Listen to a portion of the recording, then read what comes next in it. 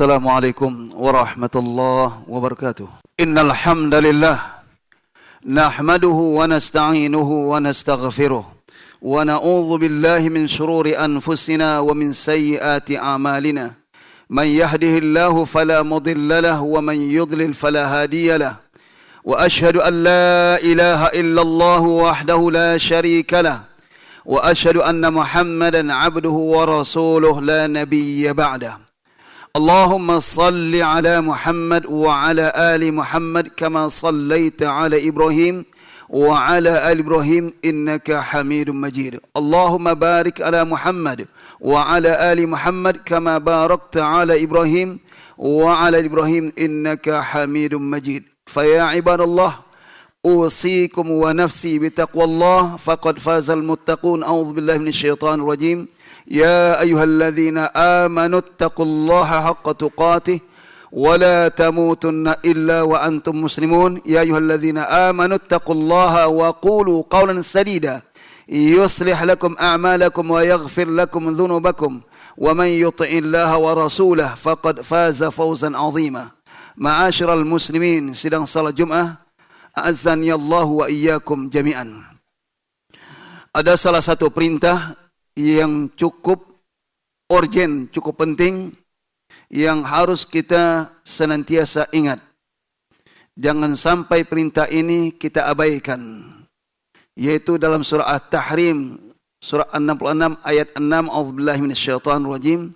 Ya ayyuhalladzina amanu qu anfusakum wa ahlikum nara waquduhan nas wal hijarah عليها ملائكة غلاظ شداد لا يعصون الله ما أمرهم ويفعلون ما يؤمرون. Allah SWT berfirman, Ya ayyuhalladzina amanu, wahai orang-orang yang beriman, qu anfusakum, jaga diri kalian, wa ahlikum, dan keluarga kalian, an-nara, daripada api neraka, waquduhan nas wal hijara. Allah jelaskan ciri atau sifat neraka. Waquduhan nas wal hijara, kayu bakarnya terdiri daripada manusia. Wal hijara, dan batu, yaitu patung yang disembah oleh umat manusia di muka bumi. Alaiha malaikatun ghilaz. Selanjutnya Allah jelaskan, di neraka ada malaikat ghilazun syidad, malaikat yang kasar. Syidadun, malaikat yang tangguh, kuat.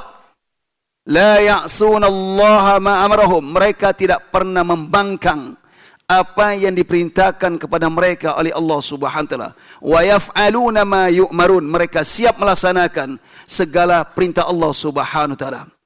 Ma'asyiral muslimin, azani Allah wa iyyakum jami'an. Ayat ini menjelaskan berupa perintah Allah kepada hambanya yang beriman.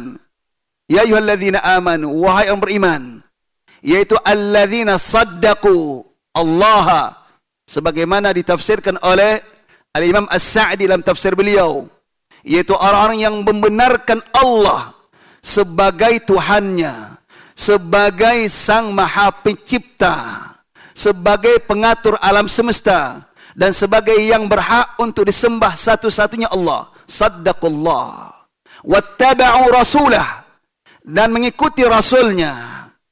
Itu dikatakan alladzina amanu. Qu anfusakum, ay ihfazu anfusakum bifi'li ma amarakum Allahu bih wa tarki ma nahakum anhu, kata beliau, dengan melaksanakan perintah-perintah Allah yang Allah perintahkan kepada kalian dan meninggalkan apa yang Allah larang kalian.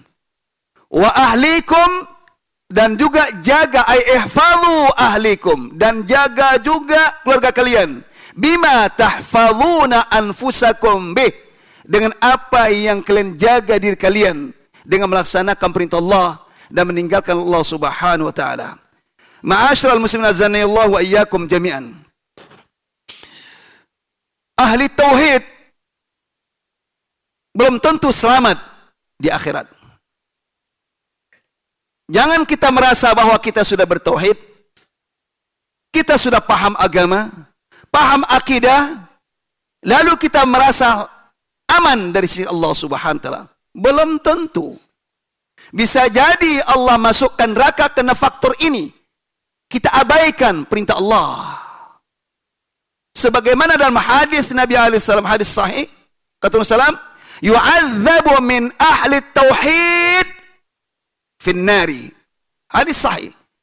Diazab ahli tauhid, min ahli tauhid. Di antara ahli tauhid. Perhatikan bahasanya ahlu. Berarti orang betul-betul bertauhid. Kalau bahasa kita betul ahli. Ahli ini, dan seterusnya. Ahli betul. Jadi ahli tauhid betul orang bertauhid. Ternyata diazab oleh Allah SWT di neraka. Hatta yakunu humaman. Sampai mereka itu gosong, kata Rasulullah. Thumma ya'tihimur rahmah. Kemudian datang kepada mereka rahmat Allah. Karena yang masukkan surga, dalam surga bukan amal ibadah, tapi rahmat Allah. Tapi ingat, untuk memperoleh rahmat Allah, maka jalankan perintah Allah dan tinggalkan larangannya. Nah, datang pada mereka rahmat Allah, kemudian watrahuna amamal babil jannah, kata Rasulullah. Mereka pun dilemparkan di depan pintu surga. Wa yarushu alaihim ahlul jannah bil ma'. Kemudian mereka pun disiram dengan air surga oleh penduduk surga. Rame-rame mereka menyiramnya. Sehingga mereka kembali, kulit mereka seperti semula. Thumma yudkhaluna al-jannah. Kemudian mereka dimasukkan ke surga. Tapi apa mau dikatakan? Sudah diadab terlebih dahulu. Sudah gosong terlebih dahulu. Baru dimasukkan ke surga. Ada apa gerangan? Bisa jadi kena faktor ini. Yaitu mengabaikan berita Allah. Allah katakan, ku anfusakum wa ahlikum nara. Ternyata tidak cukup kita menjaga diri kita. Tapi kewajiban kita saja adalah menjaga keluarga kita. Siapa itu? Anak, istri. Yang menjadi tanggung jawab kita. Siapa saja yang menjadi tanggung jawab kita, itu wajib kita jaga. Dengan apa? Perintahkan mereka untuk melaksanakan perintah Allah. Larangkan mereka dari segala yang Allah larang. Fattaqullaha mastata'tum. Sekarang kalau kita lihat dekadensi moral remaja abnaul muslimin, kita tidak bercerita tentang abnaul kufar. Kita fokus abnaul muslimin. Kita sar abnaul muslimin. Seperti apa mereka? Sekarang dekadensi moral terjadi. Banyak anak-anak kita tak patuh lagi kepada ayahnya. Tak hormat kepada ibunya. Tak hormat kepada ayahnya. Menjadi anak pembangkang. Menjadi anak uququl walidain. Salah siapa? Salah siapa? Mereka enggak bisa disalahkan 100%. Bisa jadi faktor utama adalah ayah dan ibu. Itu bisa jadi faktor pertama. Arti kata, ayah tak mampu memberikan suri tauladan contoh yang baik bagi anaknya. Demikian juga ibu. Tak mampu dia memberikan contoh yang baik. Padahal ketika dua akad nikah berharap mendapatkan keturunan yang saleh. Didoakan oleh para undangan. Agar diberkahi rumah tangganya. Diberkahi keturunannya. Barakallahu lak. Wa baraka alaik. Wa jama'a baikna fi khair dan seterusnya. Tapi setelah Allah berikan karunia. Kenapa? Anak-anak menjadi anak pembangkang. Maka introspeksilah dulu. Introspeksi. Anak itu merupakan karunia Allah. Bahkan amanah titip Allah. Aset yang tiada ternilai harganya. Itu yang disia-siakan. Bukankah ketika kita nanti terbaring, jasad kita sudah kaku, di alam barzakh sana, kita mengharapkan doa anak yang saleh. Idza mata ibnu adam inqata amalu, kata Rasulullah. Kalau anak manusia kalau sudah meninggal terputus amal ibadahnya, sudah selesai sudah. Illa ihda min thalath, kata Rasulullah. Kecuali salah satu di antara yang tiga. Pertama, sadaqatun jariyah. Sedekah jariyah itu wakaf. Iya kalau dia ada yang mewakaf, ada yang diwakafkan selama hidupnya. Iya ada tanah yang diwakafkan untuk masjid, untuk pesantren, pendidikan. Iya ada harta yang diwakafkan. Kalau tidak, loss sudah satu ini. Tidak ada yang mengalir itu. Kemudian walad salih yad'ulah, kata Rasulullah, anak saleh yang mendoakan dia. Nah ini jangan kita sia-siakan. Yang ketiga, ilmu yang tafa'u bih, ilmu yang bermanfaat. Ia kalau dia punya hasil karya tulis tentang agama yang bisa dibaca dan seterusnya. Ia kalau dia mengajar ilmu agama, mengalir pahalanya. Kalau tidak, maka diharapkan anak saleh yang mendoakan. Maka itu jangan sia-siakan ini. Maka kembali persoalan adalah ada mau qudwah, tidak ada qudwah. Ini masalah besar dalam rumah tangga. Terkadang anak tidak betah di rumah, bagaikan neraka dia rasakan. Dia lebih betah berada di luar rumah. Ketika ditanya kenapa, ada apa gerangan, terkadang dia curhat kepada orang yang belum tentu paham agama. Dia curhat. Bisa jadi ayahku, ibuku berantem di rumah, cekcok di rumah. Berarti ayah dan ibu tidak bisa memberikan qudwah. Betul, dalam rumah tangga pasti ada hal-hal yang tidak selamanya langgeng. Tapi bukan berarti mempertontonkan kepada anak percekcokan seorang suami dengan istri. Anak itu akan melihat. Apalagi terjadi perceraian yang tidak syar'i, akhirnya anak terlantar. Bagaimanapun anak itu akan terasa dalam diri mereka, merasakan bahwa mereka tidak mendapatkan kebahagiaan, tidak mendapatkan ketenangan, tidak mendapatkan kasih sayang. Iya kalau mereka terdidik dengan baik, mungkin dari orang, tapi kalau tidak, hancurlah dia. Tak ada qudwah. Bagaimana anak mau bisa sholat ibadah kalau qudwah dari ayahnya tidak ada? Bagaimana anaknya mau melangkahkan kaki ke masjid setiap 5 waktu, terlebih subuh, sementara ayahnya tidak pernah menuntun anaknya ke masjid? Padahal anaknya sudah pantas untuk ke masjid. Ini kewajiban. Kita punya kewajiban. Semua kita punya kewajiban. Minimal kewajiban terhadap ada ayah kita ada, ibu kita ada, mungkin adik kita ada, kewajiban kita. Terlebih lagi kalau kita punya keturunan, ada anak, ada cucu. Dan itu kewajiban. Kalau kita ingin berkumpul di surga, anak dengan istri, keturunan berkumpul di surga seperti dunia, maka perhatikan perintah Allah ini. Kalau tidak, bisa jadi di surga, bisa jadi di akhirat tidak pernah berkumpul. Wal'iyadzubillah, wa na'udzubillahi min dzalik. Kemudian kedua, faktor kedua, tidak kalah pentingnya adalah pendidikan agama tak tertanam dalam diri mereka. Maka itu kalau kita merasakan bahwa kita belum mampu untuk mendidik mereka tentang agama, karena ibadah itu wajib hukumnya, dari mulai tahara, berwudu, kemudian tidak kalah penting adalah kalau sudah mereka sudah baligh, bagaimana wajib mandi, mandi wajib. Kemudian bagaimana salat yang benar. Kalau kita tidak mampu sekolahkan mereka di sekolah-sekolah pesantren yang betul-betul diajarkan, pesantren yang benar di atas sunnah, biarlah kita berkorban.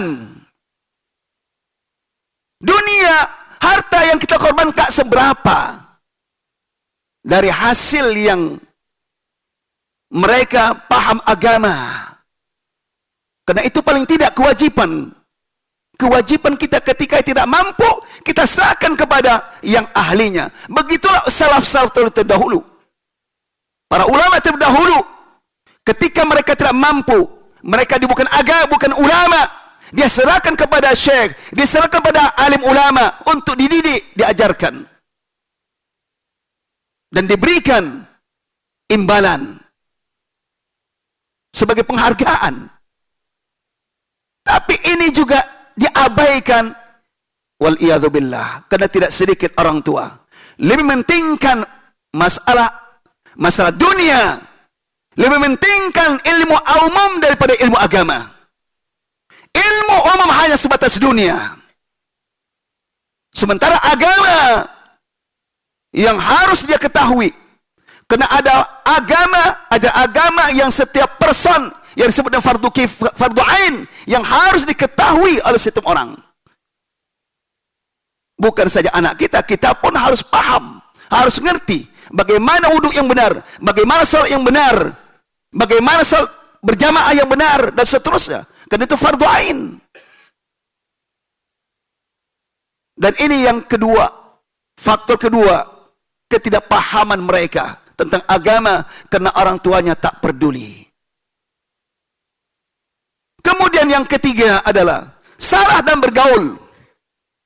Bukankah Rasulullah mengatakan, Rasulullah ingatkan, ar-rajul ada dini khalili, kata Rasulullah, seseorang itu tergantung akhlak agama teman dekatnya. Khalil itu teman dekat.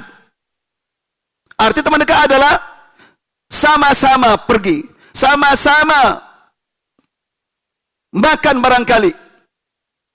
Teman dekat, seiring sejalan. Kalau salah pilih teman, hancur dia.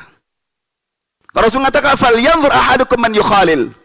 Maka lihatlah siapa orang yang pantas dijadikan teman dekat. Karena itu akan berdampak. Kalau teman yang baik akan berdampak positif. Tapi kalau temannya tidak baik, akan berdampak negatif bagi dia. Aku li qauli hadza wa astaghfirullah li wa lakum fastaghfiru innahu wal ghafurur rahim.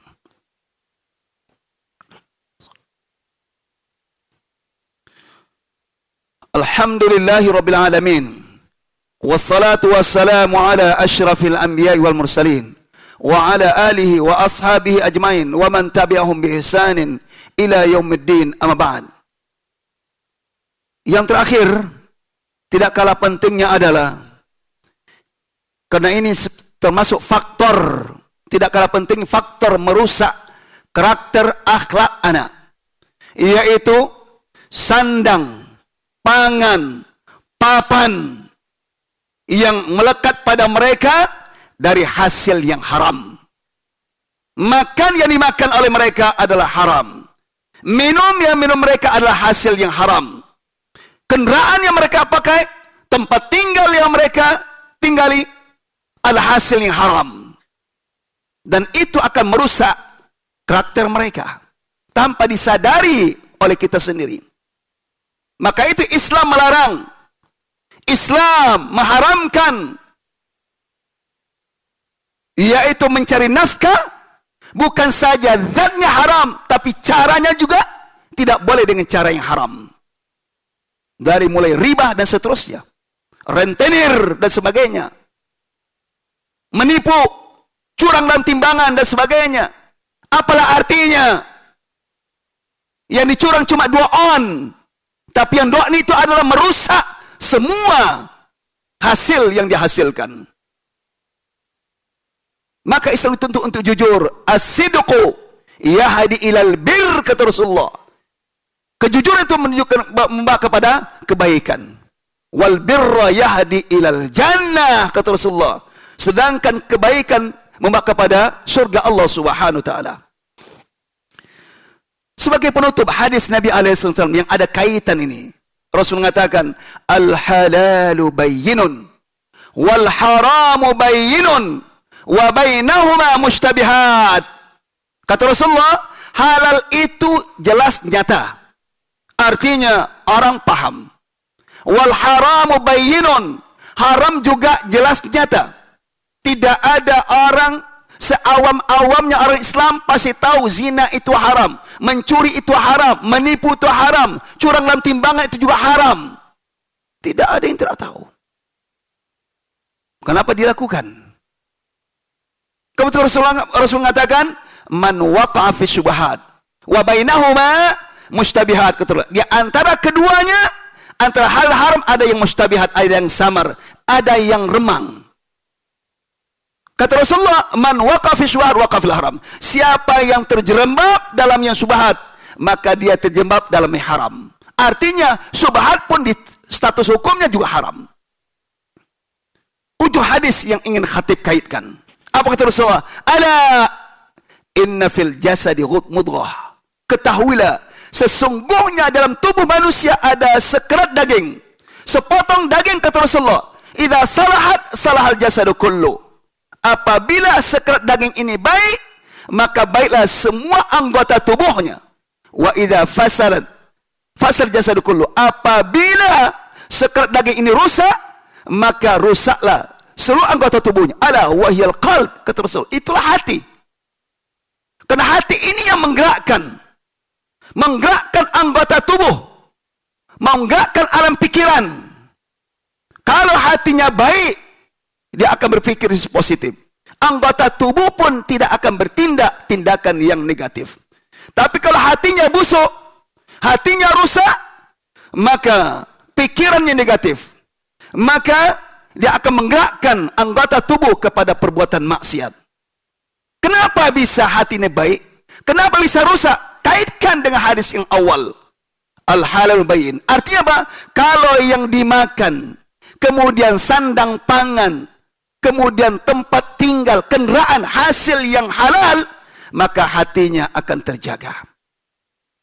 Tapi sebaliknya, kalau tempat tinggal, kendaraan, rumah, kemudian pangan, dan seterusnya hasil haram dan syubhat, maka hatinya akan rusak.